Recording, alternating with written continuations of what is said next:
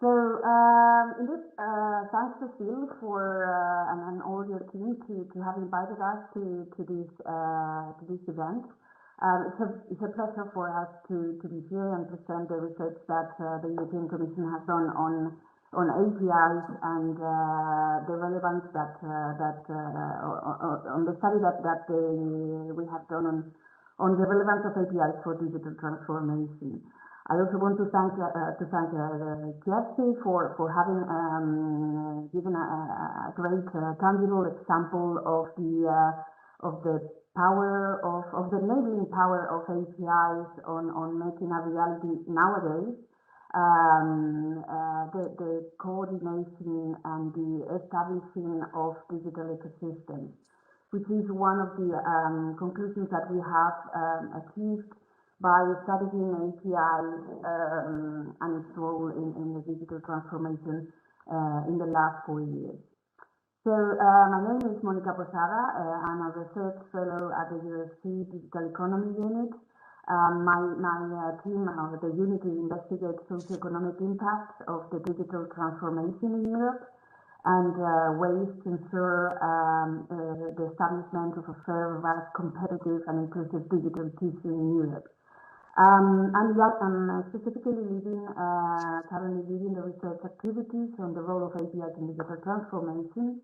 And in particular, the work of my team focuses on the analysis of API-related strategic essentials that government organizations to consider when defining their digital pathways. I'm here with my colleague Katarzyna Pogorzelska. She's a legal analyst, researcher, and her work analyzing the legal perspective on APIs has been essential for me. That coming from the data science perspective, it's been really essential to have this dialogue and to break this complication, to speak about the legal and the technical. So the project and these activities are revolve around the project that started in May 2020, funded by the I2 program, run by DIGIT till 2020, and that has currently transformed into the current Interoperable Europe initiative that your team is indeed under that umbrella. The project is a collaboration between 3 directors in the European Commission. One is the JoinUp Center that I represent, and is DIGIT, the funding body, and the DG Connect e-government unit. Specifically, let's get back to the point of the event. So when APIs meet policy making. So APIs for technical people like me are just a small component of nowadays very complex digital infrastructure. So it was complicated to think that they must have any policy relevance at all. But actually, after having been looking at a certain particularity, if we move beyond the purely technical definition, we get that APIs are actually technical enablers, technical and organizational enablers of digital interaction and its coordination. So what I mean by that? An API is a connector that enables data sharing and data access. It defines the degree of accessibility, both technically and contractually and legally. And these interfaces can define precisely who has access to digital assets, what assets are accessible, and under which conditions. So, and all is defined in this boundary. So we don't really care about the technical complexity any longer. We are just looking at the boundary and the conditions that are defined there. APIs are connectors, and therefore they are the connecting nodes of digital ecosystems today. And when you integrate different of these connectors together in digital chains, you might generate new data value chains and innovate in by cross-fertilizing processes. So in particular, so this is one API. But if we get into a little bit an helicopter view, the relevance of APIs for policy comes from these three factors. APIs are ecosystem enablers. They are allowing the connection, the use and reuse of digital assets, either data or functionality. They also are generating the data value distribution. So here in this new slide, we see that we have these three pillars. The ecosystem creation, the data value distribution, and they enable data governance. And they enable data governance because they can define who has access to what and under which conditions and how. So the project that we have, the APIs for Public Sector Innovation, the objective is to unveil technical, legal, organizational configurations and coordination models that are needed to build robust, efficient, trustful, fair and sustainable digital services in the public sector. We do it looking at three main pillars: the technical, the legal, the organizational, and then the overlapping among these three pillars. And we do it both from an organizational perspective, so how to make the API infrastructure better suiting the goals of one organization, but also from the systemic perspective. So when we have mesh of APIs that interact among each other, how can we ensure that we have a fair, strong, and competitive digital tissue? Next slide, please. So, from the individual organizational perspective, we looked in particular to three main aspects: API management, the discoverability, and the security. In the API management, we look at the API as a product that we have analyzed what are the main components of software development lifecycle management that applies to APIs in government. And we also have looked at not only to one API, we also look at the portfolio management. So one organization might have different APIs, and it's important to be aware of them to really profit all the benefits that an organization can have from their digital assets. We have evidences from work in the past that this may bring cost reductions in time, in budget, and actually that catalyzes the adoption of APIs, catalyzes the transformation of organizations. Most of all come from the management of this portfolio. Another important aspect of APIs is the discoverability, and the discoverability is the capacity to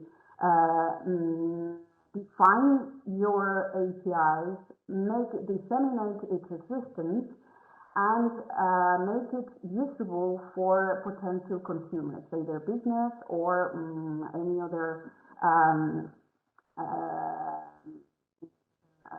developers, any other applications, and so on. In this work, we found out up until 20 different discoverability mechanisms, and we found that this was a very important aspect for interoperability. So putting some effort when you have your API infrastructure in improving your discoverability has effects on increasing interoperability, because if you put an effort to make your interface understandable, consumable, easily consumable by other actors, you're inherently helping the streamlining of data flows. The other crucial aspect of APIs indeed for an organization is the security. APIs are doors to ICT infrastructures, so they are vulnerabilities, and your system is as vulnerable as the weakest of your doors to it. So you have to really care about every single API that you have. Just again, at a coordinated level, it's better to look at to ensure that you are following all the possible secure measurements. In our report, which is coming very soon, we list risks and mitigation measures that are most important for APIs at organizational level. So we do not get too much into lower granularity, but we give organizational concepts that have to be taken into account about ensuring the security of APIs. Next slide, please. So then we did the analysis at a systemic perspective. So not only one organization so we are an organization now. An organization, we are very, very good at managing our APIs, and now we enter into operational side of our system, and then it will start getting connected to other systems. And how can we ensure that there is a technical and legal stability of these digital interactions, so that we have fair digital relationships in which there is no asymmetry of power, there is it fosters fair competition about actors, so that we can ensure inclusiveness, that the value generated by data is distributed among all sectors in society. So we look at the API from a systemic perspective, and we did looking at three aspects. First, the legal framework and the conceptualization of the digital law applicable to APIs. Then we analyze the organizational emerging practices. So we have done a number of case studies, actually the organization that Percy represented is one of these case studies, and we have analyzed what kind of different roles, entities, coordination models are getting up from there. And then we did an empirical analysis of what is the situation now, how these legal and organizational interactions are actually happening. And what we did was to get 4,000 terms of services of APIs, and we did we extracted all the information we could from these 4,000 terms of services, and we looked at it from the perspective of, okay, let's see how, with the conditions that are stated in these terms, in these documents, how good or fair the digital relations are, and if everyone will behave like this, Is it good for the digital single market? Is it not good? And we got two very interesting conclusions and raised a number of questions. Next slide, please. So I give the floor to Kasia. She did the conceptualization of the applicable legal framework, and she will be much better suited to explain this table for you. Sorry, just one minute, Kasia. I'm sorry because we have only 4 minutes left, and so can you please make a very short. I'm sorry for this. But yes. Okay. So can you hear me well? Okay. Perfect. So I just quickly jump into this presentation and say that in our study, we also gave the overview of the legal issues that may appear in the context of deployment of API infrastructure. And this is a rather busy slide, but the idea was to combine API function and the stakeholder role to explore the scope of the activity and therefore the applicable legal framework, because of course the responsibilities and laws will depend on who uses API, in how they use it API, and for what purpose. And we ended up in 4 perspectives that can be combined, and you see in the table 4 main rows, and these are linked to these 4 perspectives we ended up with, and they are linked to the specific stakeholder roles. So we have data holder, we have API developer, and API service provider, as well as service user. And the 4th perspective is an ecosystem orchestrator. So this is a layer that gives that takes into account the whole variety of different relations and obligations. So every single of those perspectives means different rules, different obligations. And I just briefly highlight the main ones. For the data holder, it's the main, when data holder wants to share data via APIs. So apart from the whole rules and limitations coming from the data sharing regime, the data holder must make sure that data is shared in lawful and secure way. And here the data holder has tools of a contract drafting, licenses, and these are the main tools. And it also must make sure that the limitations on data are propagated down the value chain. Then we have the perspective of API developer. API as a product, that's the